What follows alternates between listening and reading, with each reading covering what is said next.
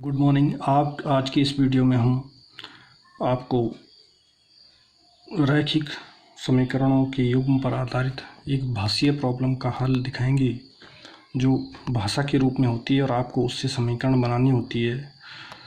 तो प्रश्न कुछ ऐसा है, ये आपकी बुक में मिल जाएगा। मैंने आपको इसीलिए पेज नंबर 70 क्वेश्चन नंबर 4 का सेकंड पार्ट मेंशन कर रखा और क्वेश्चन की शुरुआती कुछ शब्द और अंतिम के कुछ शब्द लिखें ताकि आपको प्रश्न आसानी से मिल जाए कि मैंने कौन सा प्रश्न हल किया है। तो प्रश्न ऐसा है कि एक भिन्न 1/3 हो जाती है अगर उसके अंश से 1 घटाया जाए, तथा वही भिन्न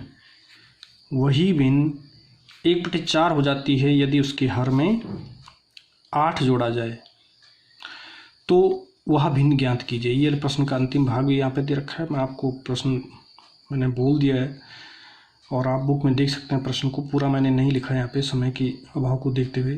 तो हल इसमें कैसे करेंगे, आपने मानना क्या, भिन्न में 2 चीज़ें होती है, एक होता है अंश और एक होता है हर। तो आपने अंश माना x और हर माना y, तो भिन्न बनेगी x/y। अब प्रश्न के, लेकिन ये तो ओरिजिनल भिन्न है, लेकिन अब शर्तें कुछ कही गई है, उनको अप्लाई करेंगे हम यहाँ पे, लगाएंगे उन शर्तों को।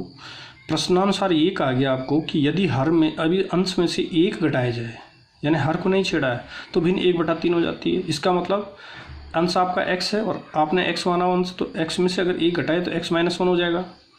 तो x-1 आपका हर हो गया नया वाला, तो तो भिन्न हो जाएगी x-1/y, और इसी भिन्न को वो कह रहा है कि वो 1/3 हो जाती है। तो इसका मतलब x-1/y जी, हमारे अनुसार तो ये वही भिन्न, और इसके अनुसार ये, तो इसका मतलब दोनों बराबर होनी चाहिए, तभी हमें समीकरण मिलेगी।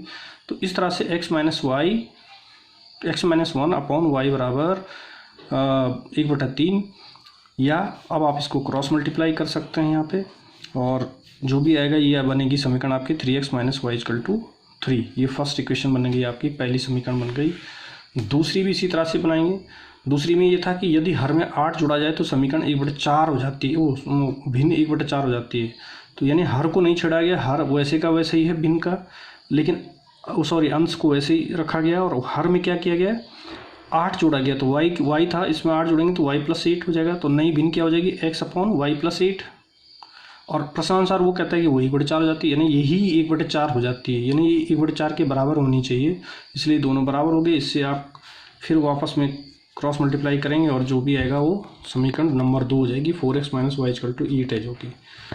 अब आप फर्स्ट में समीकरण सेकंड को घटाने पर क्या करेंगे, उनको विलोपन विधि द्वारा हल किया हमने। तो ये देख रहे हैं आपकी 4x-y = 8 था और 3x-y = 3 था। यहाँ पे दोनों माइनस साइन है, इसलिए हमें घटाना पड़ेगा ताकि चिन्ह बदले और तभी ये कटेंगे, क्योंकि ये बराबर तो हैं लेकिन विपरीत चिन्ह के नहीं हैं। अगर ये विपरीत चिन्ह के होते तो हम इनको जोड़ देते, लेकिन ये एक जैसे चिन्ह है इसलिए घटाना पड़ेगा। ये ध्यान रखेंगे, जब भी विपरीत चिन्ह को आपने विलुप्त करना है तो ऐड करेंगे, और सेम होंगे तो सब्ट्रैक्ट करेंगे। 4x- तो ये आ जाएगा आपका माइनस प्लस, और ये माइनस चिन्ह बदल दिए हमने घटाने की। जैसा आप जानते हैं कि घटाने में हम क्या बदलते हैं, चिन्ह बदल देते हैं। तो 4x - 3x, x हो गया, ये कट गए, -y ये प्लस हो गया, तो माइनस प्लस बराबर हैं तो 0।